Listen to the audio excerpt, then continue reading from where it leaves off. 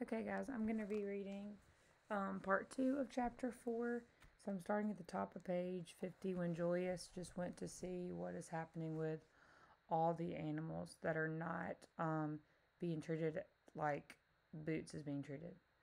Besides, they were so beautiful. In Julius's eyes, more beautiful than people. More beautiful, at least, than most people. He could think of one exception. He stood now amid the cages in the cellars of the Colosseum, breathing in the rank smell, the rank stench, and listening to the growls and shiftings and howlings of the beast. He didn't know which way to go through the labyrinth of narrow, dark passages, and a primitive fear was inevitable in this place, where every corner held a dealer in death. He called out tentatively, and a heavy-set middle-aged man with a grizzled beard, carrying a lantern, came out of one of the tunnels. "Who are you shouting at? Who are you?" he growled. "I'm Julius Minimus, the princess's tiger keeper," said Julius. The man dropped his aggressive tone at once. "Oh, I didn't know, did I? What's your name?" "Caius Lucius. What can I do for you?" "I wanted to see the tiger cub, the one that arrived about 2 months ago." "Oh, him. He's not to be viewed. He's in training." Julius knew the routine. A coin changed hands.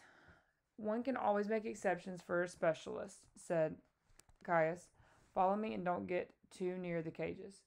Julius followed him through the maze of tunnels, glancing to left and right as the lantern lit the cages as they passed. At one they stopped. "What's that?" "Camel. Now, new consignment just in from Arabia."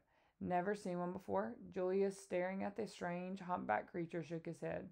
"They come from the desert," the man said. "Beast of burden there. We got dozens of them, fresh from the ships. Easy to tame. This one will be showing tomorrow. You should come. Grazers aren't as popular as the wild beasts in themselves, but they show the carnivores off. We set the lions on them. They leap on their backs or tear their throats out. Drives the crowds wild." Julius felt the pores opening along his arms, and bile came into his mouth, but he said nothing and followed where the man led. The tunnels were perfectly dark, except where the lamp threw moving shadows. "You like the circus?"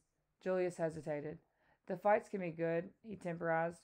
"Of course, it's not like the old days, when the Colosseum was first built, you know. They could flood the whole arena. They had sea battles with ships modeled on real ones. That must have been quite a spectacle. You know what else? They had crocodiles in the water. Made it more exciting when someone fell in." Julius said nothing. "In some ways, though, it's better now. They have to keep thinking of ways to keep the people satisfied. All sorts of fancy tricks they got. Well, you've seen 'em. Want to see the lifts?" He took Julius down a passage to a cave-like room and held his lantern up. Julius saw a wooden winch attached to pulleys. There was sort of a platform near the ground with a cage on it. "Takes 3 men to winch that up to the roof," said Caius. It was clear he took pride in the technical side of the circus.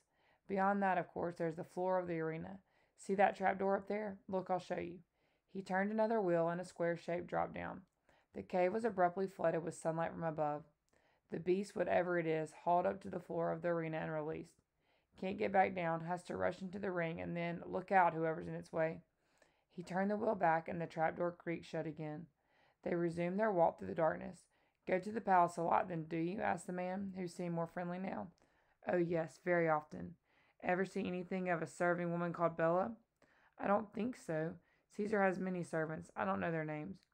"She was the young lady's nurse when she was small. Still lives there, on pension like." "Oh, the nurse. Yes, I see her once in a while. She hates the tiger, so she doesn't often come when I'm there." "Good looker, eh?" Julius was surprised. "Maybe once. She's old now." "No older than me," Caius said gruffly. "Here's what you came for."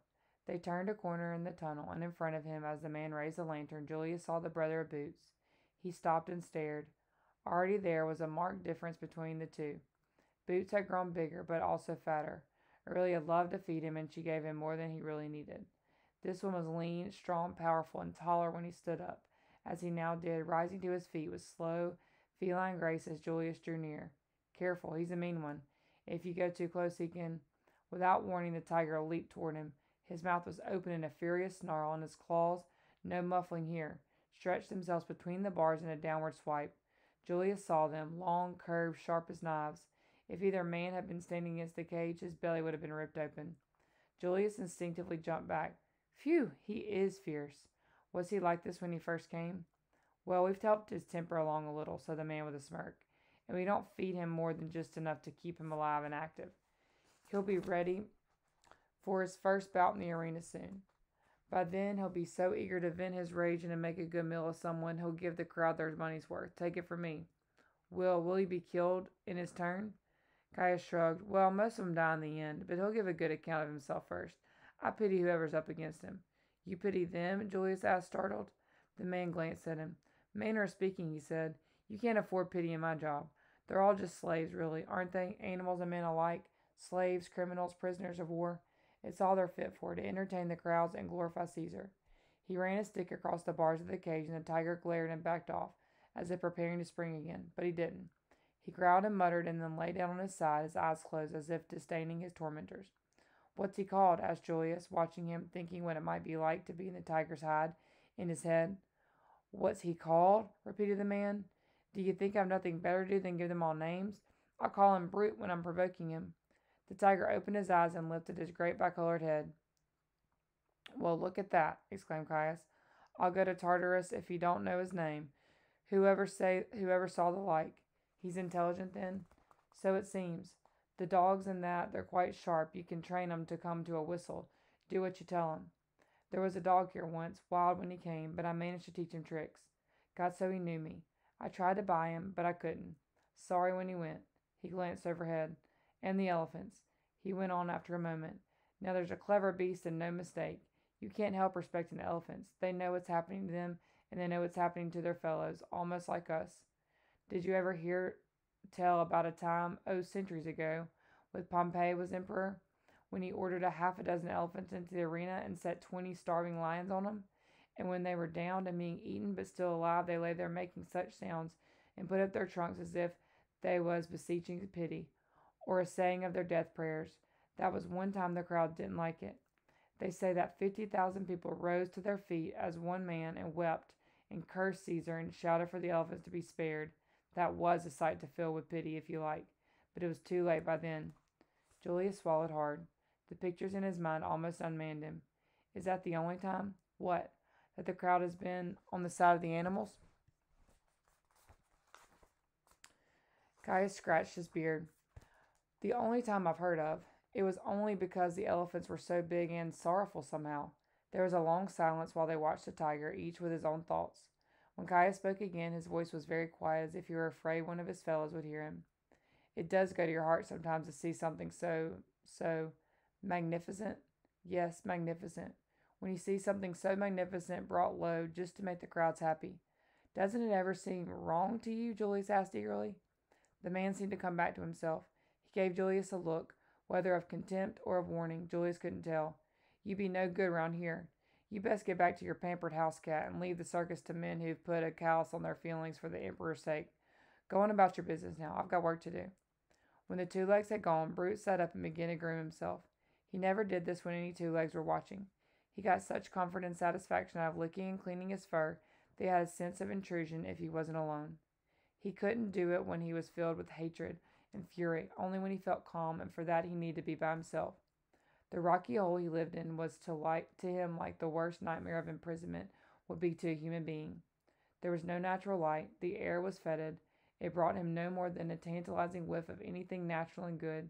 He could smell only the reek of other unhappy, confined creatures, and sometimes when the circus was in progress above him, the strong scent of blood that nearly drove Brute mad. The smells were in every breath he drew, and smells are of a tiger's language.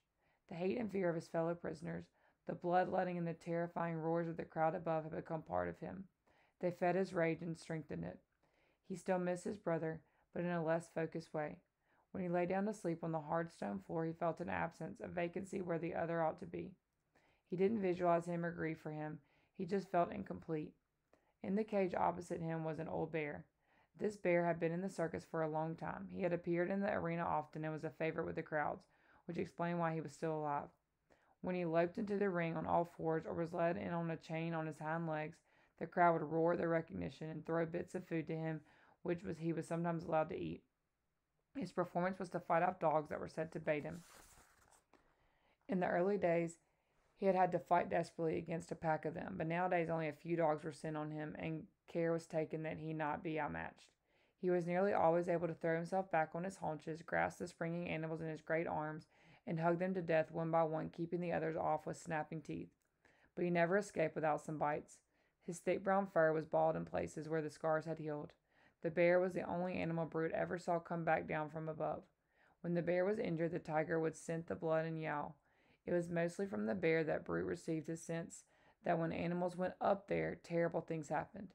He was afraid, and yet he waited his turn with something like eagerness.